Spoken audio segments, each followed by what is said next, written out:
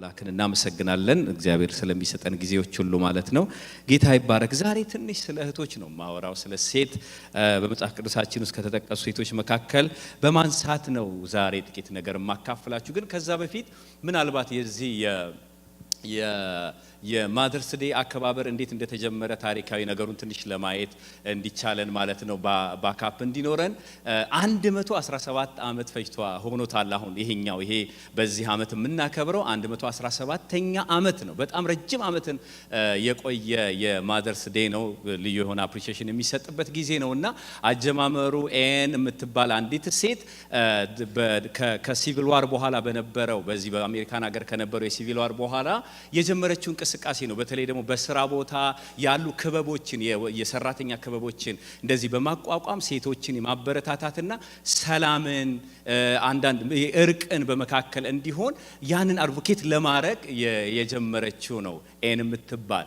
ከዛ እሷ ካለፈች ከሞተች በኋላ ማለት ነው ልጇ ናት። በተለይ ደግሞ በናሽናል ደረጃ በዚህ ሀገር ባለ ማለት ነው በብሔራዊ ደረጃ በ1914 ዓመተ ምህረት በቃ ናሽናል ሆሊዴ እንዲሆን ማለት በጣም ብዙ ትግል በማድረግ ብዙ እንቅስቃሴ በማድረግ ይሄን እንቅስቃሴ የጀመረችውና የእናቷን ምንድነው ትግል ወደ ዳር ያመጣችውና አሁን እንደምታዩት ለ117ኛ ጊዜ እኛም ደግሞ በጽዮን ቤተክርስቲያን እህቶቻችንን የልጆቻችንን አክስቶች አያቶች ብቻ ሚስቶቻችንን ሁሉ እንኳን አደረሳችሁ እንኳን ደስ አላችሁ የምንላቸው ለዚህ ነው። ጌታ ይባርካችሁ ብላችሁ እስቲ ወንድሞች ለእህቶቻችን አጨብጭቡላቸው። እግዚአብሔር አምላክ የተመሰገነ ይሁን።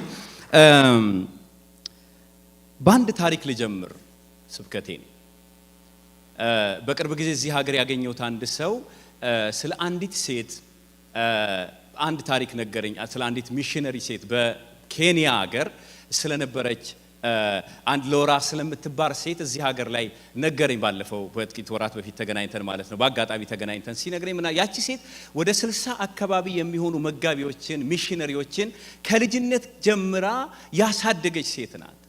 ወደዚህ ነገር ከመምጣቷ በፊት በዚህ ሀገር ስትኖር እንደ ወጣት እንደ አንድ ክርስቲያን ወጣት በቤተ ክርስቲያን እየጸለየች በቤተ ክርስቲያን ውስጥ በማደግ ወደፊት ባለው የህይወት ምልልሷ ውስጥ ማለት ነው እግዚአብሔር በህይወቷ የሚገጥማትን ሰው እንዲሰጣት የምትጸልይ የምታነባ የእግዚአብሔርን ምሪትና ፈቃድ ሁሉ የምትፈልግ ሴት ነበረች። እቺ ሴት ወደ ኬንያ ለሚሽነሪ አገልግሎት ከመሄዷ በፊት ማለት ነው እና በነበራት በዛ ህይወት ውስጥ ማለት ነው በፊቷ የነበረውን ባጠገቧ የነበረውን አንድን ሰው በትዳር ግንኙነት አብረው እንዲሆኑ እሷ ናት ጥያቄ ያቀረበችለት። ስለዚህ ያቺ ሴት የጠየቀችው ጥያቄ እንደጠበቀችው ቀና የሆነ ምላሽን አላገኘም እና የፍቅር ጥያቄዋን ያ የተወደደ ወንድም እሷ እንደ ጣዖት የምታየው ያ ወንድም የፍቅር ጥያቄዋን ሊቀበል አልቻለም። ምክንያቱም የሱ ልብ የሱ ሐሳብ የሱ ፈቃድ ሌላ ቦታ ስለነበረ ያንን ፈቃድ የሷን የሆነ ፍላጎት ሊያሟላላት አይቻለም እቺ ሚስ ሎራ ማለት ነውና ስለዚህ ጥያቄዋን ሳይቀበል ሲቀር በጣም አዘነች፣ በጣም ተጎዳች። ከሷ ታሪክ ይሄ ሰው ከነገረችው ታሪክ አንዱ ከ60ዎቹ ሚሽነሪዎችና መጋቢዎች መካከል አብሮ ያደገ ከልጅነት ጀምሮ ያሳደገችው ሰው ነውና በጣም በፍቅር ነው ሲያወራ የነበረው። በአጋጣሚ የእግዚአብሔርን ዓላማና ፈቃድ ስለ ማወቅ እየተነጋገርን ያነሳልኝ ምሳሌ ነውና በእቺ ሴት ያ ሁኔታ ከቀረ በኋላ በጣም ተሰባበረች። ያ ጥያቄ መልስ ስላጣባት በጣም አዘነች፣ በጣም ልቧ ተሰበረ፣ ነፍሷ አዘነች። መጨረሻ የእግዚአብሔር ፈቃድ ምንድነው ወደሚለው ከብዙ በር መዝጋት ከብዙ ቀናቶች የሐዘን እና የሮሮ ቆይታ በኋላ ያቺ ሴት መጨረሻ ላይ እግዚአብሔር በህይወቷ ያለውን መስመር ይሄኛው መስመር ባይሆንም እንኳን ያኛው መስመር ያሰበችው ባይሆንም እንኳን የፈለገችው ባይሆንም እንኳን የሚያስፈልጋት በህይወቷ ባይሆንም እንኳን እግዚአብሔር ግን ወደሚፈልጋት ፖይንት እሷ ወደምትፈልግበት ነጥብ እግዚአብሔር ሊወስዷት ስለፈለገ እግዚአብሔር ያንን እሷ የምትፈልግበትን አቅጣጫ አሳያትና ነው ወደ ሚሽነሪ አገልግሎት የመጣችው። ስለዚህ እንደዚህ ያለችን አለ ሲናገር እያሳደገችን ባለችበት በብዙ መከራ ውስጥ አልፍ ያለሁኝ ግን እግዚአብሔር ደግሞ በዚህ በስጋ መንገድ በባዮሎጂካል መንገድ ልጆችን መውለድ ባልችልም እንኳን እግዚአብሔር በፊቴ ያስቀመጠውና ያሳየኝ ያሰመረልኝ መስመር መንፈሳዊ ልጆችን እንዳሳድግ እግዚአብሔር በልቤ ላይ ሸክምንና ሐሳብን ፍቅርን አመጣ አለችና ከዚህ ከሞቀ ከተመቻቸ ህይወት መንፈሳዊ ልጆችን ለማሳደግ ወደ ኬንያ ወደኛ ጎረቤት መጣችና ይሄን ታሪክ የነገረኝን ሰው ከልጅነት ጀምሮ ከሌሎች ወገኖቹ ጋር አሳድጋ የእግዚአብሔርን ሐሳብ በእነዚህ ልጆች በእነሱን በእግዚአብሔር ሐሳብ ኮትክታ በማሳደግ እግዚአብሔር ደግሞ በእነሱ ብዙዎችን እንዲደርስ መንገድ የሆነች ሴትን ታሪክ ይሄ ሰው ነገረኝና ይሄን ሐሳብ ሳስብ የነገረኝ ታሪክ ወደ ልቤ ስለመጣ ነው። እናትነት ዛሬ ላወራችሁ የምፈልገው እናትነት ባዮሎጂካሊ በመውለድ ብቻ አይደለም። እናትነት መንፈሳዊ ልጆችን ከእግዚአብሔር በመቀበል በማሳደግ በተለያየ አይነት መንገድ ማለት ነው። ወደ ራስ ህይወትን በማስገባት አብሮ በመኖርም ሊሆን ይችላል። እንዲህ ባለ በቤተ ክርስቲያን ሴቲንግ ሊሆን ይችላል። በቅርብም በሩቅም ሊሆን ይችላል። እግዚአብሔር ብዙ መንፈሳዊ አባቶችን በመጽሐፍ ቅዱስ ታሪክ ውስጥ ያስነሳቸዋል። እንደምታውቁ ብዙ መንፈሳዊ አባቶች አሉ፣ ብዙ መንፈሳዊ እናቶች አሉ። እንደ እህታችን እንደ ሚስ ሎራም በዚህ ዘመን ደግሞ ብዙ መንፈሳዊ እናቶች በመካከላችን በቤተ ክርስቲያን አሉ። ስለዚህ ወገኖቼ በዚህ መካከል ምናልባት በዚህ አእምሮስ በዚህ እሳቤስ በዚህ ነገርስ በዚህ ትግል ውስጥ ያላችሁ ሰዎች የእግዚአብሔር ዓላማ ለህይወታችሁ በህይወታችሁ በዚህ መንገድ እንዲገለጥ የምትፈልጉ ሰዎች ምናልባት እግዚአብሔር እንደ ሚስ ሎራ አስቧችሁስ ቢሆን ፈልጋችሁስ ቢሆን አሁን ማነሳላችሁ ሴት እቺ ሴት ምናልባት ከዚህ ታሪክ ጋር በጣም የተያያዘ ነገር ባይኖራት እንኳን ግን በዋናነት ከማነሳው ሐሳብ ጋር ፈጽማ ስለምትይዝልኝ ነው። ከመጽሐፍ ቅዱስ ውስጥ ከተጠቀሱ ብዙ ሴቶች መካከል እቺን ሴት ዛሬ ላነሳ የፈለኩት የሚገርማችሁ ነገር የምንፈልገው ነገር አለ። የምንፈልገው የሚያስፈልገን ነገር አለ። ግን ሁሉ ጊዜ ከምንፈልገውና ከሚያስፈልገን ነገር በላይ የምንፈልግበት ነገር ወሳኝ ስለሆነ ነው ዛሬ ይሄንን ሐሳብ የምነግራችሁ። የትምህርቴ ርዕስ እንደዚህ ነው፣ ለምትፈልጉበት ነገር ተገኙ የሚል ነው። ለምንፈልግበት ነገር እንገኝ ወይንም ደግሞ ለምትፈልግበት ነገር ስለተገኘችው ሴት ነው ትንሽ ነገር እህቶችንም ለማበረታታት እንዲህ ወንድሞችንም እኔም ራሴንም ለማበረታታት የምነግራችሁ ማለት ነውና ቆመን ሁላችንም የእግዚአብሔርን ቃል አንድ ቦታ ላይ እናነባለን። መጽሐፈ ሩት ዛሬ በጣም በጥቂቱ የሩትን መጽሐፍ ነው እንደ ሰርቬይ ለማየት የምሞክረው። በጣም ዲፕ አልሄድም፣ ግን ትንሽ የሆኑ ሐሳቦችን ብቻ ሊነካልኝ የሚችለውን ሐሳብ ብቻ ነው የማነሳላችሁ። 2-3 ቦታ ላይ ቶሎ ብዬ ላንብብላችሁ። መጽሐፈ ሩት እንዲህም ሆነ መሳፍንት ይፈርዱ በነበረበት ጊዜ በሀገሩ ላይ ራብ ሆነ። አንድ ሰውም ከሚስቱና ከሁለት ልጆቹ ጋራ በሞዓብ ምድር ሊቀመጥ ከቤተልሔም ይሁዳ ተነስቶ ሄደ። የሰውየውም ስም አቤሜሌክ፣ የሚስቱም ስም ኖሃሚን፣ የሁለቱም ልጆች ስም መሐሎንና ኬሊዮን ነበረ። የቤተልሔም ይሁዳም የኤፍራታ ሰዎች ነበሩ። ወደ ሞዓብ ምድር መጡ፣ በዚያም ተቀመጡ። የኖአሚንም ባል አቤሜሌክ ሞተ፣ እርሷና ሁለቱ ልጆቿ ቀሩ። እነርሱም ከሞዓባውያን ሴቶች ሚስት አገቡ። የአንዲቱም ስም ኦርፋ፣ የሁለተኛይቱም ስም ሩት ነበረ። በዚያም 10 ዓመት ያህል ተቀመጡ። መሐሎንና ኬሊዮንም ሁለቱ ሞቱ። ሴቲቱም ከሁለቱ ልጆቿና ከባሏ ተለይታ ቀረች።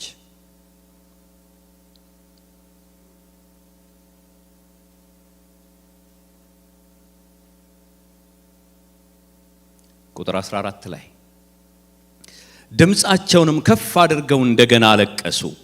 ኦርፋም አማቷን ሳመች፣ ሩት ግን ተጠጋቻት። ኖአሚንም እነሆ ባልንጀራሽ ወደ ሕዝቧና ወደ አማልክቷ ተመልሳለች፣ አንቺም ደግሞ ከባልንጀራሽ ጋር ተመለሺ አለቻት። ሩትም ወደምትሄጂበት እሄዳለሁና በምታድሪበትም አድራለሁና እንድተውሽ ካንቺም ዘንድ እንድመለስ አታስቸግሪኝ። ሕዝብሽ ሕዝቤ አምላክሽም አምላኬ ይሆናል። በምትሞችበት ስፍራ እሞታለሁ፣ በዚያም እቀበራለሁ። ከሞት በቀር አንቺንና እኔን አንዳች ቢለየን እግዚአብሔር ይህን ያደርግብኝ እንዲሁም ይጨምርብኝ አለች። ኑአሚንም ከእርሷ ጋር ለመሄድ እንደቆረጠች ባየች ጊዜ እርሷን ከመናገር ዝም አለች። እንጸልያለን። እግዚአብሔር ቃሉን እንዲባርክልን። እግዚአብሔር ደግ አምላክ ሆይ እናመሰግናለን። አንተ በዘመናት መካከል በስራ ላይ ያለህ አምላክ ነህ። እናመሰግናለን። አንተ የትውልድ አምላክ ነህ። አንተ የሰው ሰሪ ነህ። እግዚአብሔር ሆይ በዚህ ያለን የእጆች ስራዎች ነን። ወንድ ሴት አርገ ስትሰራ አንተ አዋቂ ነህ። እግዚአብሔር የእጅ ስራ ውበቶች ነን። ጌታ ሆይ የእጅ ስራ ውበት መገለጫዎች ነን። በአንድም በሌላ መንገድ እግዚአብሔር ሆይ በዘመናት መካከል ስራህን የምትፈጽም ሰውን ያለ ዓላማ ወደ ምድር የማታመጣ እግዚአብሔር ሆይ ሰው አብሮ ስለተኛ እናትና አባት ስለተኙ አይደለም። እግዚአብሔር ሆይ ሰውን የምትሰራ ሰውን የምትፈጥር ከዓላማ ጋር ለዓላማ ነውና ደግ አምላክ እናመሰግንሃለን። በዚህ ያለ በድንገት የመጣ የለም። በዚህ ያለ በድንገት የተፈጠረ የለም። በዚህ ያለ በእናቱና በአባቱ ፈቃድ የመጣ አይደለም። በዚህ ያለ ሁሉ ጌታ ሆይ በዘላለም ፕሮግራምህ የተገለጠ ነው። በዘላለም ፕሮግራምህ የተሰራ ነው። እግዚአብሔር የዘላለም አምላክ ሆይ እናመሰግንሃለን። አንተ የቃል ኪዳን አምላክ ነህ። እግዚአብሔር ሆይ አበዛለው ያልክ አንተ ነህ። ሰው እንዲበዛ የፈቀድህ አንተ ነህ። ሰው ብዙ እንዲሆን በምድር ላይ የፈቀድህ አንተ ነህ። የክብርህ መገለጫ ይሆን ዘንድ ጌታ ሆይ የእጅ ስራ መገለጫ ይሆን ዘንድ አስገራሚ አድርገህ ፈጥረህናል። ጌታ እግዚአብሔር ሆይ ሰውን የሰራህበት ጥበብ፣ ሰውን የሰራህበት አደራረግ፣ ሰውን ያበጀህበት አበጃጀት እግዚአብሔር ሆይ እጅግ ይደንቃል፣ እጅግ ይገርማል። ጌታ ሆይ እስከ ዛሬ እግዚአብሔር የዘላለም አምላክ አልተደረሰበትም። ብዙ ተመራምረዋል ጌታ ሆይ በከፊል አውቀዋል፣ ሙሉ ግን እውቀት የላቸውም። ጌታ እግዚአብሔር ሆይ አንተ የጥበብ ሁሉ ባለቤት ስለሆንክ እናመሰግንሃለን።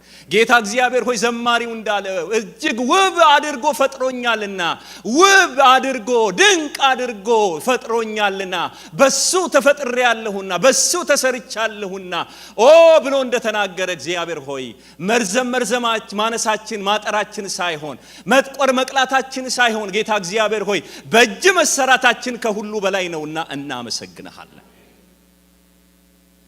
አንጨምርልህም፣ አንቀጥልልህም።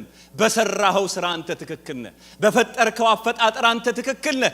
እኛን ባበጀህበት አደራረቅ አንተ ልክ ነህ። ስምህ ከዘላለም እስከ ዘላለም ይባረክ።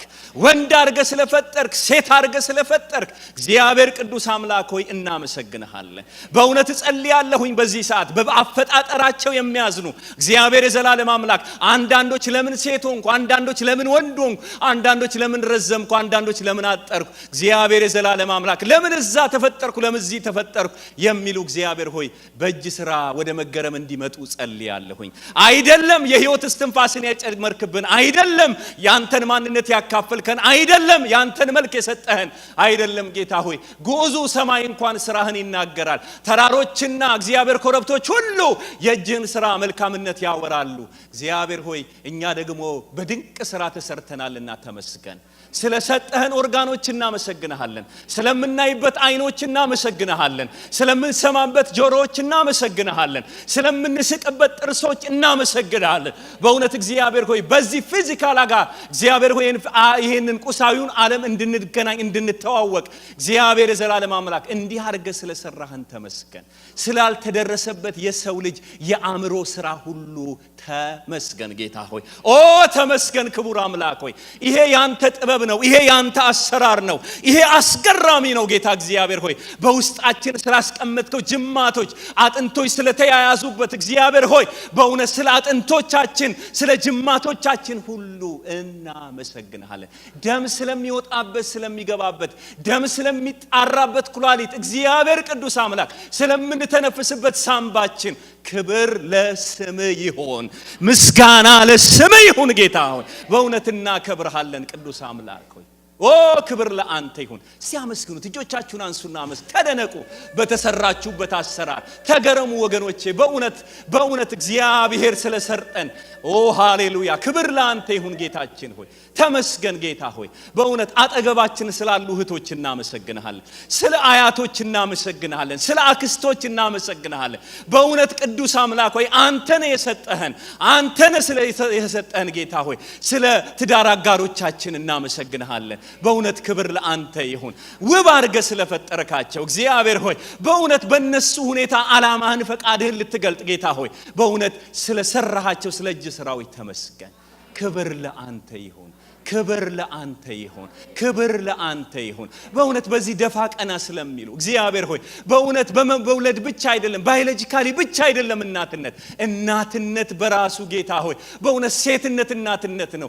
ርህራሄ መገለጫ ነው፣ የፍቅር መገለጫ ነው። እግዚአብሔር ሆይ አንተ እንኳን አንዱ ራስን የመሰልክበት በእናትነት ነው፣ በወላጅነት ነው። ጌታ እግዚአብሔር ሆይ በእውነት በእህቶቻችን ስላስቀመጥከው የርህራሄ የፍቅር እግዚአብሔር የዘላለም አምላክ የእናትነት ልብ እናመሰግንሃለን። ስለወለዱትም ስላልወለዱትም እግዚአብሔር ሆይ ለብቻቸው ስለሚያሳድጉትም ወገኖች እግዚአብሔር የዘላለም አምላክ በእውነት ጌታ እግዚአብሔር ሆይ የትዳር አጋሎቻቸውን በተለያየ መንገድ ስላጡቶቻችን እግዚአብሔር ቅዱስ አምላክ ሆይ እናመሰግንሃለን። ስለ አክስቶች ተመስገን ጌታ እግዚአብሔር በእውነት ጌታ ሆይ እውነት እግዚአብሔር ሆይ የእህቶቻቸው ልጆች የወንድሞቻቸው ልጆች እንደራሳቸው ልጆች ይዘው ስለሚያሳድጉ በአንተ እውነት ስለሚኮተኩቱ እግዚአብሔር ቅዱስ አምላክ እናመሰግንሃለን። በዚህ ስላሉ ሴት አያቶች እናመሰግንሃለን። በእውነት ተመስገን ስለነሱ ጌታ ሆይ እናከብርሃለን። የልጅ ልጆቻቸውን የሚያሳድጉበት ጸጋን ስለሰጣቸው ማስተዋልን ስለሰጣቸው እድል ኢቭን ስለሰጣቸው እናከብርሃለን።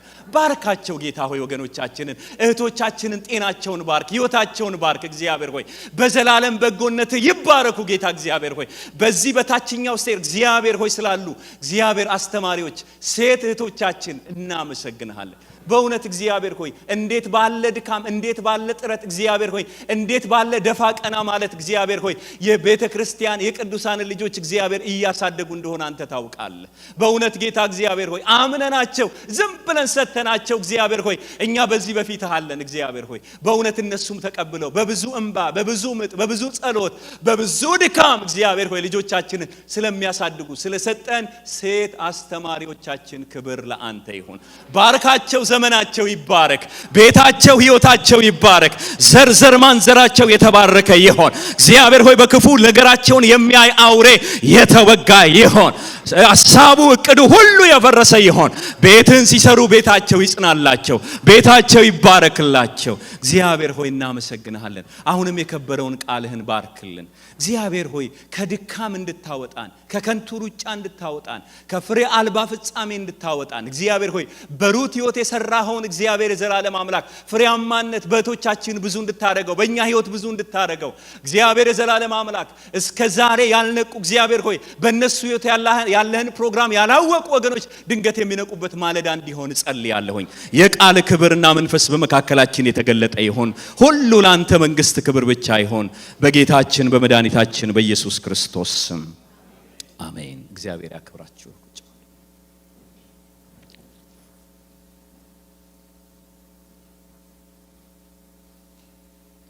እንዳነበብኩላችሁ ቃል የሩትን መጽሐፍ ስትመለከቱት አንዲት ከአሕዛብ ወገን የሆነች በእግዚአብሔር የምህረትና የርህራሄ አሰራር በዘላለሙ የእግዚአብሔር ፕሮግራም ውስጥ የተገለጠችን ሴት ታሪክ የሚያወራ ነው። መጽሐፉን እንደምትመለከቱት መጽሐፉን ስታጠኑ ታገኙታላችሁ። በዛ ላይ ግን በዋዛና በቀላል መንገድ አይደለም ወደዚህ ህይወት የገባችሁ። ብዙ የመጽሐፍ ቅዱስ ሴቶች አሉ። በመጽሐፍ ቅዱሳችን በተለያየ አይነት መንገድ የተገለጡ በተለያየ ሁኔታ የተገለጡ የተለያየ የእግዚአብሔር ፕሮግራም የጊዜውም የዘመኑም የወቅቱም የዘላለሙ ፕሮግራም የተገለጠባቸው ሰራባቸው ብዙ ሴቶች መጽሐፍ ቅዱሳችን አሉ። ግን በጣም የዚች ሴትና ጥቂት የአሕዛብ ሴቶችን ከሷ ጋር ሊሆኑ የሚችሉ ወደ 3 የሚሆኑ የአሕዛብ ሴቶች የሚያስደንቀው እነሱ ኪዳን የሌላቸው ተስፋ የሌላቸው የእግዚአብሔር የሆነው ሐሳብ የነሱ ያልነበረ ሰዎች የነበሩ ከአሕዛብ ወገን የነበሩ ሕግ ያልነበራቸው የእግዚአብሔር ተስፋ ያልነበራቸው ከአብርሃም ወገን ያልነበሩ ሴቶች ግን በእግዚአብሔር የምህረትና በእግዚአብሔር የዘላለም ሥራ ሁሉን አቀፍ በሆነው እግዚአብሔር የምህረት ሥራ ግን ወደ እግዚአብሔር የዘላለም ፕሮግራም የመጡ ሰዎች ታሪክ ስለሆነ መጽሐፍ ቅዱስ እስከ ዛሬ ድረስ እንዲነገርላቸው በብሉይ ኪዳን እንዳይቀር አልፎ ተርፎ በዚህም ዘመን ደግሞ እንዲነገርላቸው ሆኗል። በእውነት እግዚአብሔርን ስለ እነዚህ እህቶቻችን እናመሰግናለን። ይህ ብቻ አይደለም። ያ የመጽሐፉን ዳራ ሄዳችሁ ስትመለከቱ ወደፊት እግዚአብሔር በአሕዛብና በተመረጠው ሕዝብ መካከል የሚሰራውን ያንን ግድግዳ እንዴት አድርጎ እንደሚያፈርስ እንዴት አድርጎ ከአሕዛብ ወገን የሆኑትን ወደ ወደ ራሱ መንግስት እንደሚያመጣ የሚያሳይ ተምሳሌትም ያለው አደራረግ ነው። ምክንያቱም እኛን አህዛብን ወክላ ኪዳን የሌለንን ወክላ ተስፋ የሌለንን ወክላ ከአብርሃም ወገን ያልሆነውን ወክላ ስለሆነ በዛ ውስጥ የተገኘችው አንድም በሰዓቱ ያለውን ሁለትም ደግሞ እግዚአብሔር ወደፊት ሊያመጣ ያለውን በኢየሱስ ክርስቶስ የምህረት የፍቅር የዘላለም ፕሮግራም እንዴት አድርጎ አህዛብን ደግሞ ወደ መንግስቱ እንደሚያመጣ እኛን ወክላ የተገለጠችበት የተገኘችበት መገኘት ነው። ወይም ደግሞ ያ ታሪክ ነው መጽሐፉ በአንድም ወገን የሚነግረን ማለት ነው። በእርግጥ በመጽሐፍ ቅዱሳችን እንደምታውቁት ብዙ እግዚአብሔር ታሪካቸው የሆነ ሰዎች አሉ። ብዙ የእግዚአብሔር ታሪክ የነሱ የሆነ የእግዚአብሔር አሰራር የነሱ የሆነ የእግዚአብሔር የምሕረት ስራ የነሱ የሆነ እግዚአብሔር በሰራው እነሱ የታወቁ እግዚአብሔር በሰራው እነሱ የታሰቡ እግዚአብሔር ባደረገው እነሱ የተነገረላቸው ብዙ የመጽሐፍ ቅዱስ ሴቶች እህቶቻችን አሉ እንደምታውቁት። ግን ዛሬ ቅድም ርዕሱ ልነግራችሁ እንደፈለግኩት ለምትፈለግበት ስለተገኘችው ሴት ነው የምነግራችሁ። የሚያስፈልጋት ነገር ነበረ፣ የምትፈልገውም ነገር ነበረ። እንደዛች እንደ ሚስሎራ እየፈለገችው ያለችው። ምክንያቱም እቺ ሴት መጀመሪያ ያነበብኩላችሁ ቃል ላይ እንደምትመለከቱት ከአይሁድ ምድር ረሃብን ኪዳንን ትተው የኪዳንን ምድር ትተው ከመከራ የተነሳ ከችግር የተነሳ ከቤተልሔም ይሁዳ በስደት የሄዱ ሰዎች የአንድ ቤተሰብ ታሪክ የተጀመረበት በፍጻሜው ደግሞ ምዕራፍ 4 ላይ መጨረሻው ቁጥር አካባቢ ላይ ሄዳችሁ ስትመለከቱ በኪዳን ውስጥ በተስፋ ምድር ውስጥ የተረጋጋ እግዚአብሔር በጎበኘው ምድር ውስጥ በተረጋጋ ሁኔታ የበዛ የተዋለደን ቤተሰብን በማንሳት የሚደመድም ታሪክ ነውና፣ ግን እነዚህ በኪዳን የነበሩ ሰዎች በምድሩ የመጣውን መከራ ሸሽተው ረሃብ ሸሽተው በሄዱበት የተገኘች ናት። እሷ ሐሳብም ያላት አይመስለኝም። በተቀመጠችበት በምታድግበት የሞዓብ ምድር ከእስራኤል ወገን አገባለው እንደው በጋብቻ ወደ እስራኤል ምድር ሄዳለሁ የሚል እሳቤም ያላት አይመስለኝም። እግዚአብሔር ግን ከሰማይ ታሪክን እያቀናጀ ነገርን እያገናኘ እያዋሃደ የዘላለም ስራን የሚሰራ አምላክ ግን በእግዚአብሔር አይን ፊት እሱ አይቷት ነበር። ክብር ለኢየሱስ ይሁን። እግዚአብሔር እንደዚህ ነው የሚሰራው። አንዳንድ ጊዜ ቁጭ ባልንበት ባላሰብነው መንገድ ኢቭን እንኳን ክርስቶስ ኢየሱስ የዳንን እኛ እንኳን አሁን ባለንበት ሁኔታ የምንታገልበት የምንፈልገው የሚያስፈልገን ነገር ቢኖርም እግዚአብሔር ግን በተለያየ ሁኔታና መንገድ ወስዶ ወደምንፈልግበት ነጥብና ዓላማ ያመጣናል። ክብር ለኢየሱስ ይሁን። ክብር ለኢየሱስ ይሁን። ስለዚህ እቺ ሴት የሆነችው እንደዛ ነው። የምትፈልገው ነገር አለ። የውስጧ ጩኸት ነበር እንደ ሰው፣ የውስጧ ፍላጎት ነበር እንደ ሰው። እንደ ማንኛውም ሰው አግብታ ተድራ ከዛ በኋላ 10 ዓመት ቆንጆ ከሆነ ባሏ ጋር ኖራለች። ትዳሯ ባጭሩ እንደዚህ ቋጫል። ክብሯ ባጭሩ ከጇ ይሄዳል።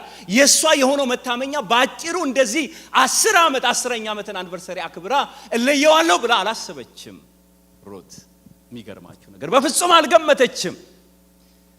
ድንጋጤን የሆነባት ማጣት ነው የሆነባት፣ ስስቷ ነው የሄደባት። እቺ ሴት ምናልባት እንደ ማንኛውም ሰው ብናስብ ማለት ነው ትልቅ ጉዳትን የደረሰባት።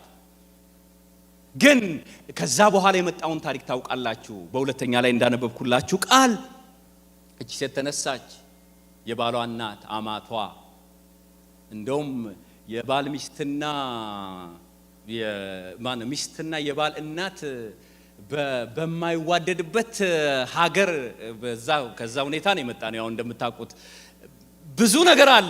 እዚህም ሀገር መጥቼ እንዲህ አይነት ታሪክ አንድ ቦታ ላይ ደርሶ ሰምቻለሁኝ። እና ለአይን መታየት የማይፈልጉ የባል እናትና ሚስት ግን የዚች ልዩ የሆነ ነገር ነው ያላት። ልዩ የሆነ ፍቅር ነው ለአማቷ ያላት። ልዩ የሆነ ኮኔክሽን እንዳላቸው መጽሐፉ በጣም በጣም በጣም አስረግጦ ያስተምረናል። ከመጀመሪያ ጀምሮ ያሳየናል እንደምታውቁት። ግን የኔ ፖይንት ወደ ነጥቤ መምጣት ስለምፈልግ ቶሎ ብዬ መግቢያ ልጨርስላችሁ። የኔ ነጥብ እዛ ላይ አይደለም።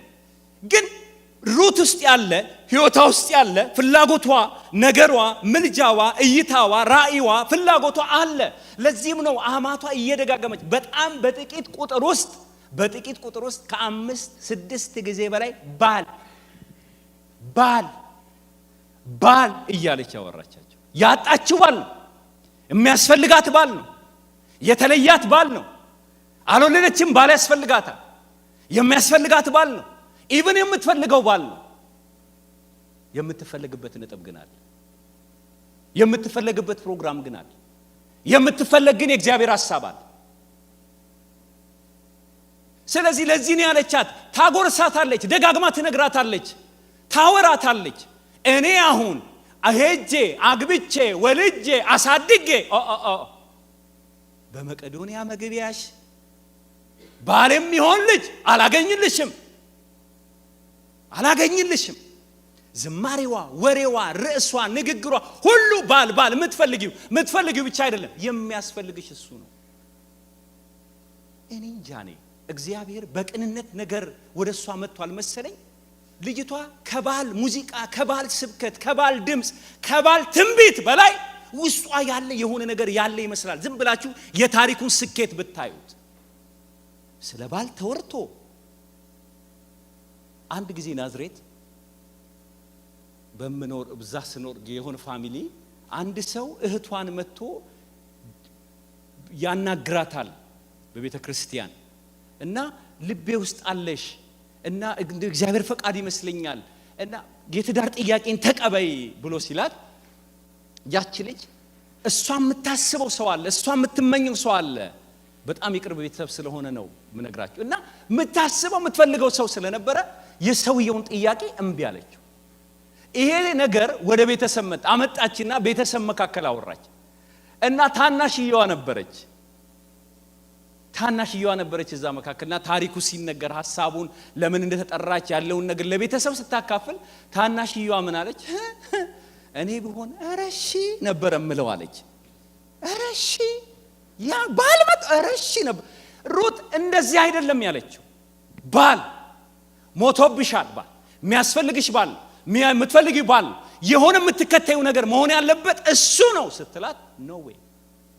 ጭራሽ ምን ይላል? ኦርፋ የመጨረሻ ውሳኔዋን ወስና ስትመለስ የመጨረሻ ማለት ነው የመጨረሻ ውሳኔ እዛ ጋር ነው ፖይንት። መጽሐፍ ኦርፋን ተከተለች አይልም። መጽሐፍ አማቷን ተጠጋቻት ይላል። አዲሱ መተበኛ ትርጉም ሌላ ፖለቲካ እንዳታበጂ፣ ሌላ ወሬ እንዳታወሪ ብላ ያፈነቻት ይመስል ተጠመጠመችባት ይላል።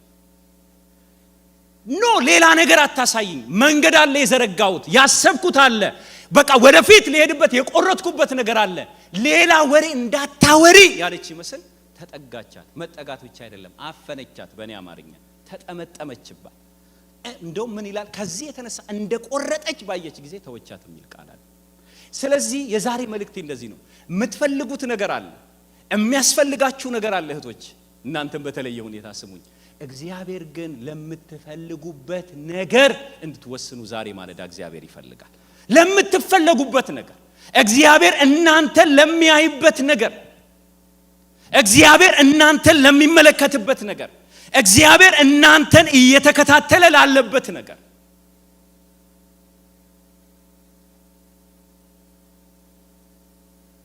አዎ ብዙ የሚያስፈልግ ነገር አለ። አዎ ብዙ የምንፈልገው ነገር አለ። አዎ ግን የምንፈልግበት ግን ከሚያስፈልገን ይበልጣል። የምንፈልግበት ግን ከምንፈልገው ይበልጣል። አይገናኝ። የምንፈልገውን እንከተለዋለን። እንደምታውቁት ሰው የሚፈልገው ነገር ካለው ይከተለዋል። አንዳንዱ እኮ እንደ ቦኖ ቀጂ አንዴ ወዲ አንዴ ወዲያ ያለው የፈለጋትን እስከሚያገኝ ድረስ ነው። የምንፈልገውን ነገር እንከታተለዋል። በብዙ ዋጋ መክፈል እንከታተለዋል። ሰዓቱ አይታየን፣ በእግር ሜዳችን አይታየን፣ መነዝነዙ አይታየን፣ ዝናቡ አይታየን። ሁሉ ጊዜ ሰው የሚፈልገው ካለ የሚፈልገውን ይከተላል። የሚያስፈልገን ነገር ይቀርብልናል። የምንፈልግበት ነገር ግን መገኘትን ይጠይቃል። ድድገሙ። የምንፈልገውን እንከተለዋለን፣ እንከታተለዋለን፣ እናሳድደዋለን፣ እንፈላልገዋለን። በጣም በአንድም በሌላም ነገር እንፈላልገዋለን እስከምናገኘው ድረስ። የሚያስፈልገን ነገር አቅራቦት ነው። እግዚአብሔር የሚያስፈልጋችሁንም ስለሚል ማለት ነው። አቅራቦት ነው። እግዚአብሔር የሚያስፈልገንን ያቀርብልናል። የሚያስፈልገን ነገር የሚቀርብልን ነው። የምንፈልግበት ነገር ግን የኛን መገኘት፣ በሁሉ ነገር የኛን መገኘት ይጠይቃል። ለዚህ ነው እግዚአብሔር በፍለጋ ላይ ያለ ይመስላል። ስለ እሴይ ልጅ ስለ ዳዊት ሲያወራ በፍለጋ ላይ ያለ ይመስላል፣ ተጓዥ ይመስላል። አያችሁ፣ እግዚአብሔር እንደዚህ ነው ያለው። አገኘሁት ብሎ ሲል የፈለገው ነበር ማለት ነው። እየሄደ ያለ ይመስላል። ሰው እያያለ ይመስላል። ወንድ ሴት እያያለ ይመስላል። እየፈለገ ያለ ይመስላል። እግዚአብሔር ዳዊት ጋር ሲመጣ ዳዊት አቬለብል ነበር። እግዚአብሔር ለሚፈልገው ፕሮግራም ተገኘ። ስለዚህ አገኘውት ማንን? የእሴይ ልጅ ማንን? ዳዊትን። እና ከዛ በኋላ ያለውን ነገር ታውቃላችሁ። ስለዚህ የምንፈልገውን እናሳደው፣ የሚያስፈልገንም ይመጣል። ግን ለኛ ህይወት ቀያሪ፣ ለትውልድ ደራሽ፣ ትውልድን በእግዚአብሔር ፕሮግራም ለመጠቅለል ወገኖቼ ለምንፈለግበት ነገር እንገኝ። አሜን ትላላችሁ? ለምንፈለግበት ነገር፣ ሰማይ ለሚፈልገን ነገር፣ እግዚአብሔር ለሚፈልገን ነገር፣ የዘላለም ፕሮግራም ለሚፈልገን ነገር፣ የሰማይ ሐሳብ ለሚፈልገን ነገር ለዛ እንገኝ። የሚስ ሎራን ታሪክ የነገርኳችሁ ለዛ ነው። የምትፈልገው ነበር፣ የምታለቅስበት ነበር። በጣም አዝናለች፣ በጣም ተጎድታለች፣ በጣም ልቧ ተሰብሯል። ብዙ ቀናት በጨለማ ውስጥ አሳልፋለች፣ ብዙ ቀናት በሐዘን ውስጥ አሳልፋለች። መጨረሻ ላይ የምትፈልገውን ሳይሆን ያገኘችው የምትፈልግበትን፣ የሚያስፈልጋትን አይደለም ያገኘችው፣ የምትፈልግበትን ነገር። ሩት ወደዛ ልመለስ።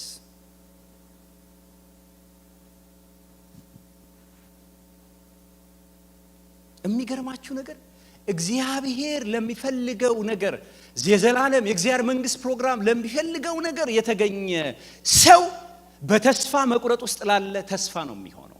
በሐዘን ውስጥ ላለ የደስታ ምክንያት ነው የሚሆነው። በእንባ ውስጥ ላለ የሳቅ ምንጭ ነው የሚሆነው።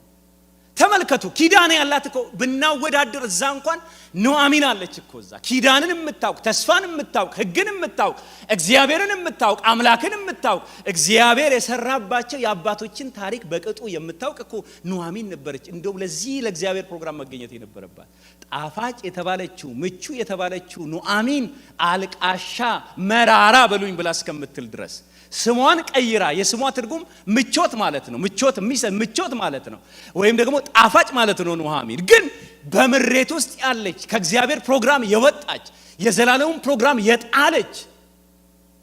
እንዴ ለአንዳንድ ነገር እኮ የቀረበ የሚባል እኮ አለ። አንዳንድ ጊዜ ይበጣ የቀረበ እኮ ይባላል። ኑአሚን ነበረች ቅርብ። እቺ እኮ ኪዳን አታውቅም፣ ታቦት አታውቅም፣ መጽሐፍ አታውቅም፣ ሙሴን አታውቅም። ግን እግዚአብሔር ግን ለሚፈልጋት ነገር ተገኝታለች፣ ለምትፈልግበት ነገር። እንዲህ አይነት ሰዎች ሐዘንተኞችን ያጽናናሉ። እንዲህ አይነት ሰዎች ለሰው ጋሻ መሆን ይችላሉ። እንዲህ አይነት ሰዎች ለሚፈልጉበት ዓላማና ለእግዚአብሔር ፕሮግራም የሚገኙ ሰዎች በተስፋ መቁረጥ ውስጥ ላለ ሁሉ የተስፋ መቀጠል ምክንያት ይሆናሉ። እውነቴን ነው ብላችሁ ለሚፈልጉበት ነገር የሚገኙ ሰዎች፣ የሚፈልጉበትን ያገኙ፣ ከዛ ጋር የተገናኙ ሰዎች እነሱ የተስፋ ምክንያት ናቸው። እነሱ የደስታ ምክንያት ናቸው። ኑአሚን እንዳለቀሰች እኮ አልቀረችም። ኑአሚን እኮ እንዳለቀሰች አልሞተችም። ኑአሚን እኮ እግዚአብሔር አስመርሮኛል ብላ እንደዘመረችው በዛ ዝማሬ አልሄደችም። ዝማሬዋ ተቀይሮ ነው ያለፈችው። የዳዊትን አያት ጭኗ ላይ አስቀምጣ ነው ያሳደገችው። ለምን? አንዲት ዓላማ፣ አንዲት ዘላለም የገባት፣ አንዲት በዘላለም ፕሮግራም የተገኘች ሴት ምክንያት ሆነቻት። ጾታ አይገድበውም እግዚአብሔር ለመስራት። እግዚአብሔር ፕሮግራሙን ለመፈጸም ጾታ አይገድበውም፣ ጾታ አይዘውም። እግዚአብሔር ባንቺም ይሰራል፣ እግዚአብሔር ባንተም ይሰራል። በየትኛውም እድሜ ውስጥ ሁኝ፣ በየትኛውም እድሜ ውስጥ እንሁን፣ እግዚአብሔር ፕሮግራሙን በእኛና በእኛ ይሰራዋል። አሜን አትሉም ወይ? ምናልባት እድሜያችሁ የገፋ ሰዎች፣ በቃ ከዚህ በኋላማ ምን ልጆቻችን ይቀጥሉ የምትሉ ሰዎች እነ ስምዖንን ተመልከቱ፣ እነ ሐናን ተመልከቱ። ብዙዎችን እግዚአብሔር በእነሱ የዘላለም ፕሮግራሙን ለሕዝብ ያሳወቀ፣ ካህን ሌዊ ባለበት፣ መቅደስ ባለበት፣ ሕግ ባለበት የተቀመጡ ለእግዚአብሔር ድምፅ ቅርብ ነው የሚባሉ ካህናት፣ የሃይማኖት ሰዎች በተሰናከሉበት ከእግዚአብሔር የዘላለም ፕሮግራም ጋር በተላለፉበት ሰዓት ግን እነ ስምዖን በስተርጅናቸው ነው ድምጹን፣ የመንፈስ ቅዱስን ምሪትና ድምጽ ለይተው የእግዚአብሔርን የዘላለም ፕሮግራም ለሰው የተናገሩት። አሜን አትሉም? እናቶቻችን ደስ ይበላችሁ። እግዚአብሔር የሚያወራችሁ፣ ህልም የሚነግራችሁ፣ መገለጥን የሚሰጣችሁ፣ ተስፋን የሚሰጣችሁ ሰዎች እግዚአብሔር ያድርጋችሁ። በእውነት ለዚህ ነው እኮ በአዲስ ኪዳን ከአሮጊቶች ተረት ራቅ ብሎ ጢሞቴዎስን አለው። ለምን እድሜ ሄዷል ብሎ የእግዚአብሔርን ፕሮግራም የጣለ ሰው ተረት ነው የሚገኝበት። ግን እንደ ካሌብ ኃይሌን አድሳለሁ፣ ድምጽ ሰማለሁ፣ ራእይን አመጣለሁ፣ ህልምን አመጣለሁ የሚል በእግዚአብሔር የማያረጅ ፕሮግራም ውስጥ፣ በእግዚአብሔር የማይለወጥ ፕሮግራም ውስጥ በእድሜ ገደብ ሳይወሰን የተቀመጠ ሰው ትኩስ ነገርን ከአምላኩ ከእግዚአብሔር እየሰማ መፍትሄን ለህዝብ ያመጣል። አሜን አትሉም ወይ? ስለዚህ እግዚአብሔር በራእይ እናቶቻችንን ይባርክልን፣ አባቶቻችንን ይባርክልን። በእውነት ድምጽ በራቀበት፣ አጭበርባሪ በበዛበት፣ በእውነት ዘራፊ በበዛበት፣ ስጋን አይደለም አጥንትን የሚቆረጥሙ ሌቦችና ነጋዴዎች በበዙበት ባለ ራእይ እናቶች፣ ህልመኛ አባቶች ቢበዙልን እንዴት መባረክ ነው። አሜን አትሉም ወይ? ቤቶች ይጠበቃሉ፣ የልጅ ልጆች ቤቶች ይጠበቃሉ፣ ትዳሮች ይጠበቃሉ፣ ልጆች በቀና መንገድ ይሄዳሉ። እናቶች አያቶች ለእግዚአብሔር ድምጽ ቅርብ ሲሆኑ አሜን አትሉም ወይ? እስኪ አሜን በሉ በደም፣ እስኪ አሜን በሉ በደም። ኢየሱስ ጌታ ነው። ጂሰስ ስቃ ጨረሰች ነው። አሜን ከት ብላ ስቃ ጨረሰች። ስለዚህ ሩት ለምትፈለግበት ነገር የመገኘቷ ምክንያት የሚሆኑ 2-3 ነጥቦችን ልንገራችሁ። አንደኛ ታማኝነቷ፣ ቁርጠኝነቷ፣ የዓላማ ጽናቷ። ታማኝነቷ፣ ቁርጠኝነቷ፣ የዓላማ ጽናቷ። ያነበብኩላችሁ ቃል ላይ ምዕራፍ 1 ላይ ሄዳችሁ ስትመለከቱ ከቁጥር 14 ጀምሮ በቃ የቆረጠ ሰው ንግግር። በቃ የምንድነው ውሃ ውስጥ እንደገባ ፓስታ መልፈስፈስ? ኖ ተይኝ፣ ቆርጫለሁ። ለምንድነው የቆረጥሽው? ወደምትሄጂበት ሁሉ ሄዳለሁ። ጉድጓድ ብገባ አዎ እሄዳለሁ። በቃ መሄድ ነው ካንቺ ጋር። የመለየት ዓላማ የለኝም። ያንቺን የመተው ዓላማ የለኝም። አንቺን የመጣል ዓላማ የለኝም። ጊዜ ጥሎሻል፣ እውነት ነው። ከኪዳን ርቀሻል፣ እውነት ነው። ከህዝብሽ ርቀሻል፣ እውነት ነው። ልጆችሽን አተሻል፣ እውነት ነው። ባልሽን አተሻል፣ እውነት ነው። ይሄ ሁሉ ቢከዳሽም ዘመን መጥቶ ይሄ ሁሉ ቢሄድም በየትኛውም የመሄድ ፕሮግራም ቢሄድም እኔ ግን አልለይሽም። ቆራጥ የሆነ የውሳኔ የቆረጠ የዓላማ ጽናት ያለው የማይወለውል በደረሰበት ሐሳቡን የማይቀያየር በደረሰበት ገበያ የማይነግድ ማንነት ለደረሰበት የማይሰጥ ጂሰስ ከስሜት የወጣ ከውስጥ የሆነ ሕይወትን ለመክፈል እንኳን የተዘጋጀ ማንነት ነበራት ሩት። በሄደችበት ምድር ምን እንደሚገጥማት አታውቅም። እቺን አሮጊት ተስፋ አርጋ መሄዷ ምን እንደሚመጣባት አታውቅም። ምን እንደሚያመጣባት አታውቅም። ምን ውርደት እንደ ሴትነቷ እንደሚመጣባት አታውቅም። ግን ቆረጠች፣ ጀገነች፣ ቆረጠች። ታማኝነቷን በሕይወት ላለ ባሏ አይደለም ለሞተ ባሏ ታማኝነቷን አሳየች። አሁን እኮ ለትዳር አጋሩ በአካል አይደለም በሐሳቡ እንኳን ታማኝነትን የማያሳይ ብዙ አለ በዚህ ዘመን። ብዙ ጉድ እኮ ነው ያለው። ብዙ ጉድ፣ ልብ ሰባሪ ብዙ ጉድ። ታማኝነት መሬት የወደቀበት፣ የልጅነት ኪዳን የተጣለበት፣ የተወረወረበት፣ ታማኝነት የጠፋበት፣ ነውር፣ እርኩሰት፣ ታማኝነትን ማጉደል የበዛበት ሩት በዚህ ዘመን ብትኖር ለበህይወት ላለ ባሏ አይደለም ለሞተ ባሏ ያላትን ቁርጠኝነት፣ ታማኝነት ትነግራቸዋለች፣ ታስተምራለች። ታማኝ ነበረች ለሞተ ባሏ። ለዚህ ነው ምዕራፍ 2 ላይ ሄዳችሁ ብትመለከቱት በኋላ ሁለተኛው ነጥቤ ላይ አነሳዋለሁ። የእግዚአብሔርን የበጎነት የምሕረት ሥራ ስትናገር ነው። አሜን። በሙታኑም እንደገና በሕያዋንም ላይ በጎነቱን ያልተወ እግዚአብሔር ይባረክ ያለችው ለዛ ነው። ለምን? ሴትየዋ በሕይወት አለች ነው። አሜን። ባሏ ሞቷል። ሩት ለሞተውም ባሏ በሕይወትም ላለች አማቷ ታማኝነቷ ፍጹም ነበር።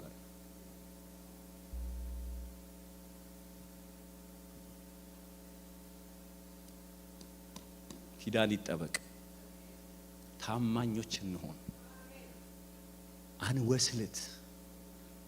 ታማኝነት ማጣት መወስለት ነው፣ ማመንዘር ነው። መጽሐፍ እንደሚል በሐሳብ ማመንዘር ነው፣ በአካል ማመንዘር ነው፣ በፈቃድ ማመንዘር ነው፣ በልብ ማመንዘር ነው። ለዚህ ነው እኮ እስራኤልን ይሁዳን እኮ የተናገራት ለዚህ እኮ ነው። በቃ ታማኝነት አጉድለሻል ሲላት አመንዝረሻል ብሎ የሚለውን ቃል ይጠቀማል ጌታ። ሄደሻል፣ ከኔ ውጪ ሄደሻል፣ እኔን ትተሻል ይላታል። እኔን ሕያውን ምንጭ እኔን ትተሻል፣ ለራስሽ ሌሎች ጉድጓዶችን ቆፍረሻል። ኢቭን ውሃ የማይዙ ውሃ የሌላቸው ጉድጓዶችን ቆፍረሻል ይላታል። ሄደሻል፣ አመንዝረሻል፣ በዛፎች መካከል በተራሮች በኮረብቶች ላይ ሄደሽ ተጋድመሻል ይላታል ይሁዳን፣ እስራኤልን። እግዚአብሔር ታማኝ ነበረች። ሂዱ ከዚህ ምዕራፍ ጀምራችሁ እስከ ፍጻሜዋ ድረስ ሂዱ። እስከ ከቦዔዝ ጋር እስክትጋባ ድረስ ታማኝነቷን ጠብቃ ነበር። ታማኝ ነበረች። አልጣለቻትም፣ አልተጋደመችም፣ አላመነዘረችም፣ አልወሰለተችም። ታማኝ ነበረች። ይሄ ብቻ አይደለም፣ ቆራጥ ነበረች። የጽድቅ እንጀራን ነው ልብላ የምትለው ቆራጥ ነበረች። የውሳኔ ሰው ነበረች። ጨካኝ ነበረች። ለመንገዷ ለፍጻሜዋ የጨከነች ሴት ነበረች። በስመ አብ። እግዚአብሔር በዚህ ሕይወት እህቶቻችንን ይባርክልን።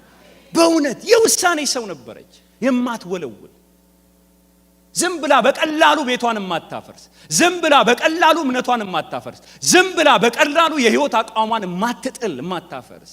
በስመ አብ ወልድ መንፈስ ቅዱስ። እግዚአብሔር በዚህ ቁርጠኝነት ይባርከን። በእውነት ቆራጥ ነበረች።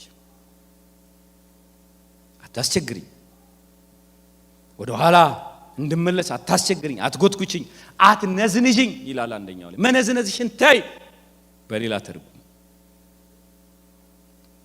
በጣም ያ ዘመን ታውቃላችሁ፣ ይሄ የመሳፍንት ዘመን ታማኝነት፣ ቅድስና፣ እግዚአብሔርን መፍራት፣ በእግዚአብሔር ፈቃድ ውስጥ መኖር ምናምን የሚባሉ ነገሮች የተጣሉበት የወደቁበት ይሄን ዘመን የሚመስል ጊዜ፣ በጣም አስቸጋሪ ጊዜ ነው። ምሳሌ የሚሆን የማይታይበት፣ በፍጹም የማይታይበት፣ ለጽድቅ፣ ለታማኝነት፣ ለቁርጠኝነት፣ ለዓላማ ጽናት ምናምን ምሳሌ የሚሆን ያልታየበት የማይታይበት ዘመን። በዛ ዘመን ውስጥ ነው እቺ ከአሕዛብ ወገን የሆነች ሴት ታማኝነቷ ለሞተውም ታማኝነቷ በሕይወት ላለውም የነበረው። ሁለተኛው መለኮታዊ ምሪትን ባይገባትም ትከተል ነበር። ባይገባትም የመጀመሪያው ታማኝነት፣ ቁርጠኝነትና ጽናት፣ ለዓላማ ያላት ጽናት ነው እንደምታውቁት። ሁለተኛው ባይገባትም መለኮታዊ ምሪትን ትከተል ነበር። እኔ እንደው ልመርቃችሁ፣ ቀኝ እጃችሁን አንሱ። በእውነት ነው የምላችሁ፣ ከልቤ ነው መርቃችሁ። እንደው ባይገባችሁም የምትሄዱበት መንገድ እግዚአብሔር በቅንነት ይምራችሁ፣ በቅንነት መንፈስ ቅዱስ ይምራችሁ። በእውነት በቃ ሳታውቁት መንገዳችሁን ሳይመለስ ምን ፍጻሜ እንዳለው፣ ምን መጨረሻ እንዳለው፣ ምን ማለቂያ እንዳለው የመጽሐፉ የትረካው መጨረሻ ባይገባችሁም እንኳን እግዚአብሔር ግን በቅንነት በእጁ ይምራችሁ። በቃ እሷ በቅንነት ነው የተመራችሁ። ቆርጣ ባላማ ጽናት ወስና ባለችበት እግዚአብሔር ግን ይመራት ነበር። መለኮታዊ አሰራር ግን ይመራት ነበር። በቃ ይመራት ነበር፣ መንገዷን ይመራት ነበር። እግዚአብሔር ወጣቶቻችንን በቅንነት ይምራቸው። በእውነት ወገኖቼ፣ እኛ የገባንበትን እኛ የወደቅንበትን እነሱ አይውደቁ። እኛ በከፈልንበት እኛ መከራ ባየንበት መንገድ ወጣቶቻችን አይሄዱ። እግዚአብሔር ከመሰናከል ይጠብቃቸው። እግዚአብሔር ከጉዳት ይጠብቃቸው። ከሞራል በስሜት በሞራል ከመሰበር እግዚአብሔር ወጣቶቻችንን ይጠብቅ። አሜን በሉ እስኪ በደም እንደው አሜን በሉ እስኪ በደም። በቅንነት መድኃኔዓለም ይምራቸው። እሱ በበጎነቱ ይምራቸው። እግዚአብሔር ከጉዳት ይጠብቃቸው። እቺ የምታምር ሞዓባዊት ሴት ሩት አታውቀውም መንገዷን ስትሄድ፣ ግን ይመራት ነበር መለኮታዊ ምሪት። በቃ ይመራት ነበር። በቃ ይመራት ነበር፣ ይዟት ይሄድ ነበር። ለምንድን ነው ይሄንን ያልኩት? ምዕራፍ 2 ላይ ሄዳችሁ ተመልከቱ። ቁጥር 20 ላይ ቅድም የተናገርኩት ቃል ምዕራፍ 2 ቁጥር 20 ላይ ዋው! እንደውም ከ19 ጀምሬ ላንብብላችሁ። አማቷም ዛሬ ወዴት ቃረምሽ አለቻት። መቼስ እንደው ለቅድሙ ሐሳብም ይሆን ማለት የሆነ ህይወት ውስጥ የነበረ ሰው ሀገር መጥቶ ቃርሚያ ሲቃረም ዝም ብላችሁ አታስቡትም? ዝም ብላችሁ አታስቡትም? እኔ እንደመጣው አካባቢ ያው እንደው ቢያንስ እዛ ሀገር በሁለት እጅ መጨበጥ ነበረ። አንዳንድ ቦታ ላይ ሲሄድ ማለት ቤተክርስቲያንም አገለግል ነበረ። የሆነ ሰው ስብዕና ሰርታችሁ የሆነ ሰው ሆናችሁ ወደዚህ ሀገር መምጣትን ዝም ብላችሁ አስቡ፣ ሰንበዲ ተብላችሁ ማለት። ግን እንደመጣው አካባቢ ዲሊቨሪ ሰራ ነበር። ይሄ ፉድ ዲሊቨሪ ማለት ነው። አንዳንዴ እየሸተተኝ በራም ማለት ነውና ይሰራ ነበር። በበረዶ ጊዜ የሰው በር ላይ ሄጄ ስጥል ማለት ነው። በቃ እንደም ምን ልበላችሁ ሄጄ ወደ መኪና ስመለስ ምግቡን በር ላይ አስቀምጬ እላይ ደርሼ አፈረጠኝ። እሱ በደግ አድርጎ ቁጭ አደረገ። እንድታዝኑልኝ አይደለም የምነግራችሁ፣ እንደው ነገሩን እኮ ነው የምልህ። የሆነ ሰው ሆናችሁ የሆነ ተብላችሁ እንደው መታችሁ እንደው አይታሰብም እኮ። ከሰኞ እስከ ሰኞ ቸርች የነበረ ሰው እዚህ መጥቶ ዘንቢል ይዞ አይታሰብም። ግን እግዚአብሔር ደግ አምላክ ስሙ ይባረክ። በመለኮታዊ ፕላን የሚመራ አምላክ እግዚአብሔር ይባረክ። ይሄ እግረ መንገድ እኮ ነው፣ በቃ እግረ መንገድ። ግን እግዚአብሔር ይመራል በቅንነት። እቺ ሴት ማሰብም እኮ አትችልም፣ ቃርሚያ አትችል። እንዴት አርጋ ታስበዋል? ሄጄ ቃርሚያ ለቃሚ ሆና እንዴት ታስበዋል? ግን ጽናት። ኤኒዌይስ ልመለስ ወደ ነጥቤ። ታውቃላችሁ ቁጥር 21 ጀምሮ እንደዚህ እንዲያስ ብዬ ከ19 ጀምሮ አማቷም ዛሬ ወዴት ቃረምሽ? ደሞ ውሎሽ ወዴት ነበር? ዘንቢል ማድረሱ ወዴት ነበር አለቻት። ዛሬ ወዴት ቃረምሽ? ወዴት ሰራሽ? የተቀበለሽ የተባረከ ይሁን አለቻት። ምን አንዳንዴ እንደዚህም ለካ መራራ ነኝ ከራራ ነኝ እያለችም ለካ መገለጥ ይመጣል እንዴ! ሳትመችም ለካ መገለጥ ይመጣለች ማለት። የት ሰራሽ? የት ከረም? የተቀበለሽ የተባረከ ይሁን፣ ያሰራሽ የተባረከ ይሁን። አላወቀችም፣ ግን ዝም ብላ አለች ይመስለኛል አለች። ከዛስ እንዲህ አለቻት።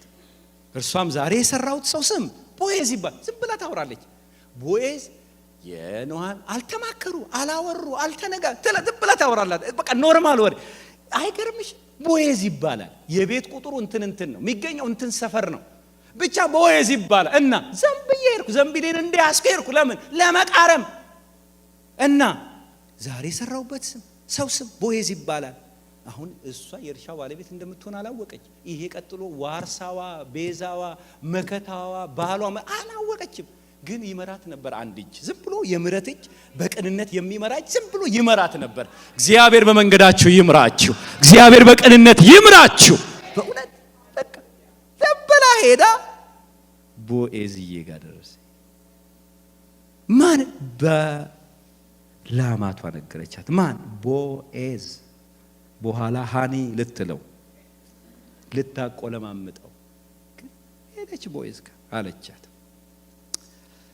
ኑኃሚንም ምራቷን እዚህ ጋር ነው ቁልፉ። የመጽሐፉም ፒክ እዚህ ጋር ነው። የሚገርማቸው ነገር የመጽሐፉም አጋማሽ የመጽሐፉም ፒክ ታሪኩ ሁሉ ወደ ላይ የሚወጣው እዚህ ጋር ነው። እዚህ ነጥብ ላይ ቁጥር 20 ላይ እንዲህ አለቻት። ቸርነቱን በሕያዋንና በሙታን ላይ አልተወምና በእግዚአብሔር የተባረከ ይሁን። አሜን አትሉ? እግዚአብሔር ቸርነቱን አይውሰድባችሁ። እግዚአብሔር በቸርነቱ ይባርካችሁ። ሞታችሁ አይደለም፣ እግዚአብሔር ቆማችሁ ባላችሁበት ቸርነቱን ያሳያችሁ። እግዚአብሔር በትውልዳችሁ ቸርነቱን ይቀጥልላችሁ። በእውነት እስከ 1000 ትውልድ ድረስ የሆነ ምሕረት፣ እስከ 1000 ትውልድ ድረስ የሆነ የእግዚአብሔር ቸርነት ዘራችሁን ሁሉ ይንካላችሁ።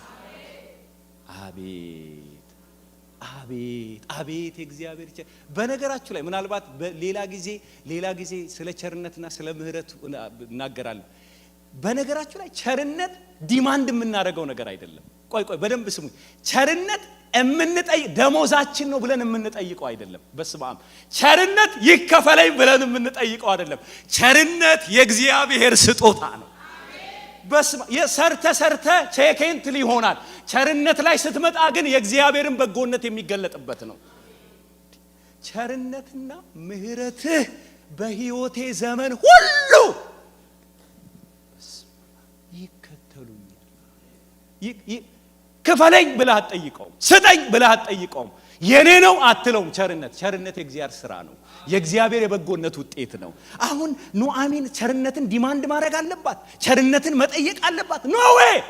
እግዚአብሔር ግን በሙታንና በሕያዋን ላይ ቸርነቱን የማይረሳ እግዚአብሔር፣ በጎነቱን የሚያደርግ እግዚአብሔር ቸርነቱን ገለጠላቸው።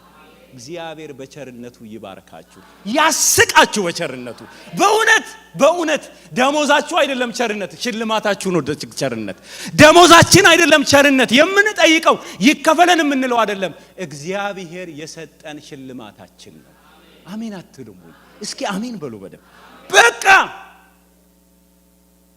ክፈለኛ እንለውም በቸርነት ጉዳይ። በስመ አብ። ይሄን ቸርነት ነው እግዚአብሔር ለኑአሚን ያደረገላት። ይሄን ለዚህ ነው ያለችው። ሞተዋል እኮ እነዛ እኮ ሞተዋል እኮ ሄደዋል እኮ፣ ግን የማይሞት እግዚአብሔር፣ የማይለወጥ እግዚአብሔር፣ ኪዳን የማይረሳ እግዚአብሔር፣ ቸርነቱ ብዙ የሆነ እግዚአብሔር፣ ፍቅሩ ብዙ የሆነ እግዚአብሔር፣ ምሕረቱ ብዙ የሆነ እግዚአብሔር በሞቱትም ላይ ደግሞ በሕያዋንም ላይ ቸርነቱን ገለጠ። ይህን ያልኳችሁ መራት መለኮት መራት። አስቸጋሪ አይደለችም። ልስልስ ናት ሩት። አታስቸግሩ፣ ለምሪቱ አታስቸግሩ። ልስልስ በጣም ልስልስ ናት። ወዲህ ሲወስዳት ትሄዳለች፣ ክብሬ አትልም። ወዲህ ሲወስዳት ትሄዳለች፣ ትቃርማለች። አታስቸግርም፣ በፍጹም አታስቸግር። አንዳንድ ሰው እኮ እንደ ጌዲዮን 17 ትንቢት ይጠብቃል ባንዴ። እሺ እንደማለት 17 ትንቢት። ቆይ አይደለም ማለት ቆይ እንትን ላይ ደረቅ ይሁን ደግሞ እንትን ላይ እርጥብ ይሁን። ምን አለ ዝም ብለህ እሺ ብለህ ብትሄድ ነገር መንገድ ባቀለልክ ነበር።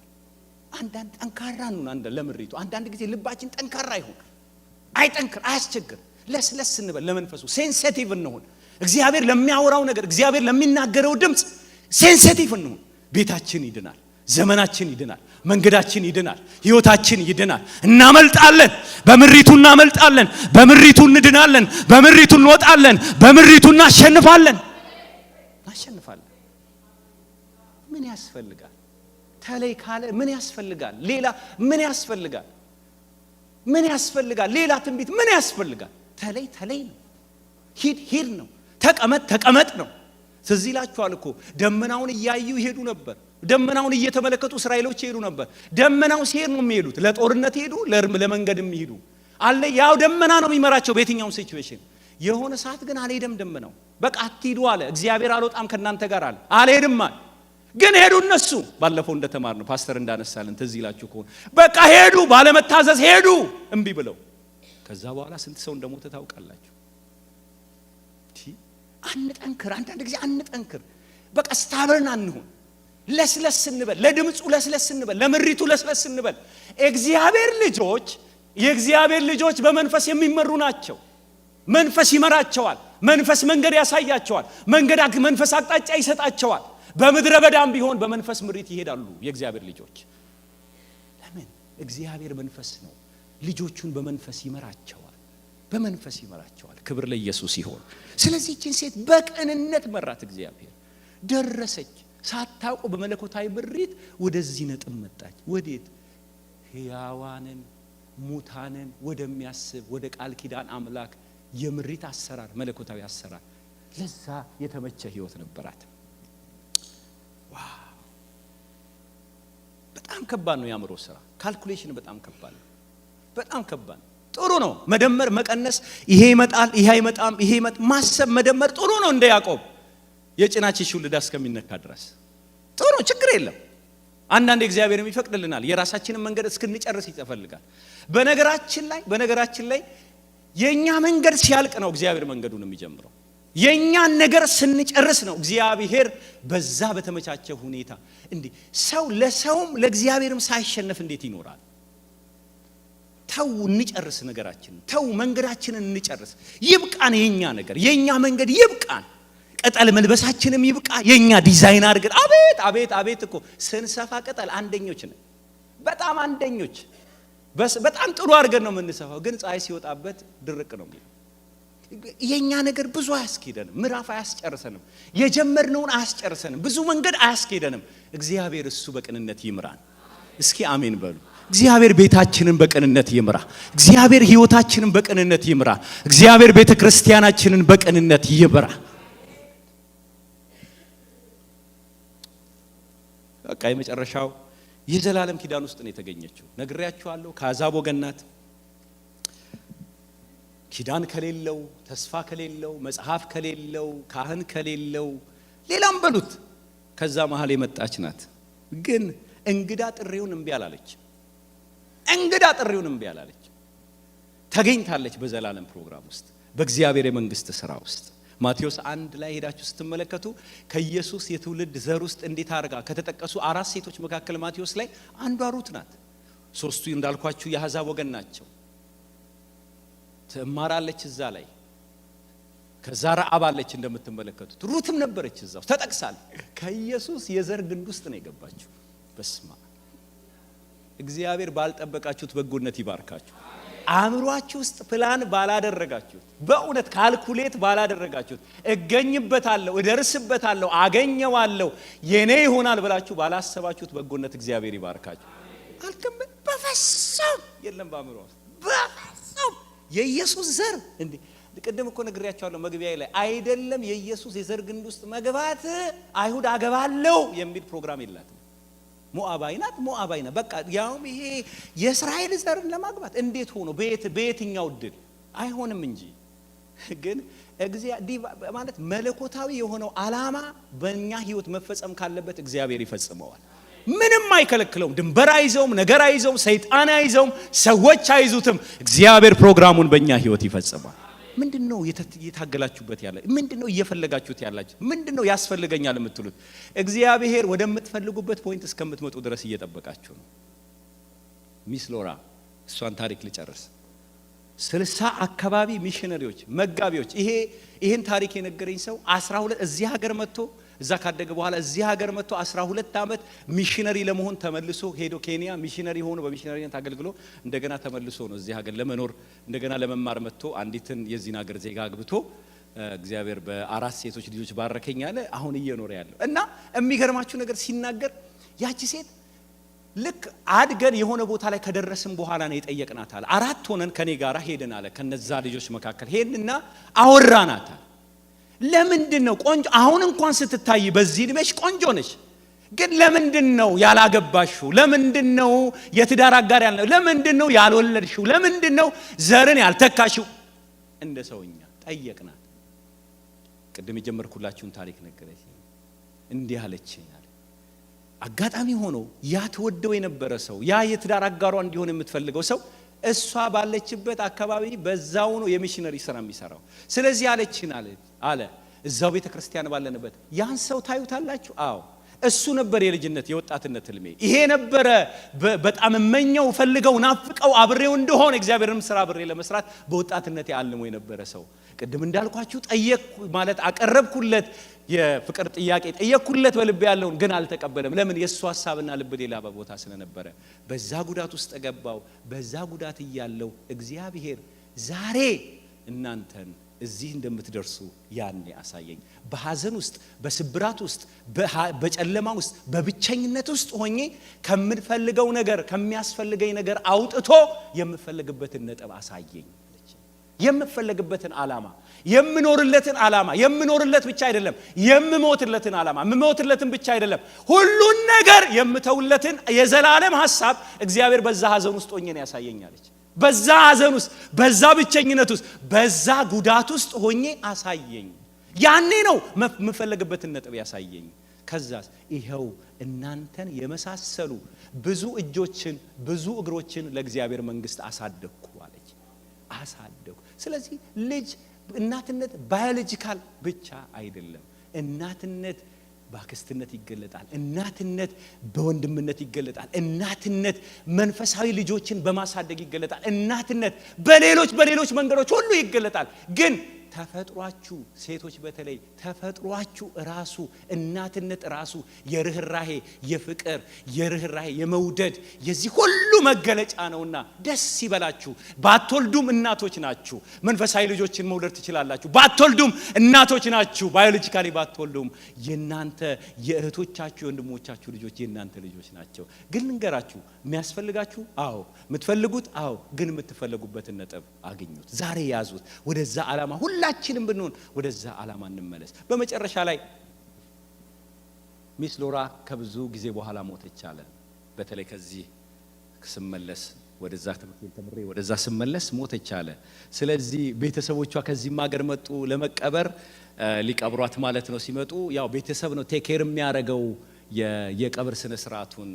ግን ሄርንና ነው እኛ በስጋ ባትወልደንም በመንፈስ የወለደችን ልጆቿ ነን። ከኛ ለሷ የቀረበ የለም። እህት ልትሆን ትችላለች፣ ወንድም ልትሆን ትችላለች፣ ምናምን ከልጆቿ በላይ ለእናታችን የሚቀርብ የለም። ወላጅን የሚቀብር ልጅ ነው። ደግሞ የሚስ ሎራ ልጆች እኛ ነን። እኛን ያሳደገችው፣ እኛን ነው ሰው ያደረገችው፣ እኛን ነው ለእግዚአብሔር መንግስት ያበቃችው። ስለዚህ ሚስ ሎራን ማንኛውንም ወጪ አድርገን የምንቀብር እኛ ነን ብለን ሁላችንም ተሰብስበን እናታችንን በደስታ ወደ አገለገለችው ጌታ እኛን እንድታሳድግ ጥሪን ዓላማን ወደ አሳያት ጌታ በደስታ በዝማሬ ሸኘናት አለ። ይሄ ትልቅ እድል ነው አለ ሲናገር። ለዚህ በቅተን እናታችንን ለመቅበር ቻልን ብሎ ተናገር። ስለዚህ ልንገራችሁ ወገኖቼ በመጨረሻ የምንፈልጋቸው ነገሮች ብዙ ናቸው። አያልቅም ኮተቱ። የዚህ ዓለም ኮተት አያልቅም። የዚህ ዓለም ፍለጋ የሰው ልጅ ፍለጋ አያልቅም።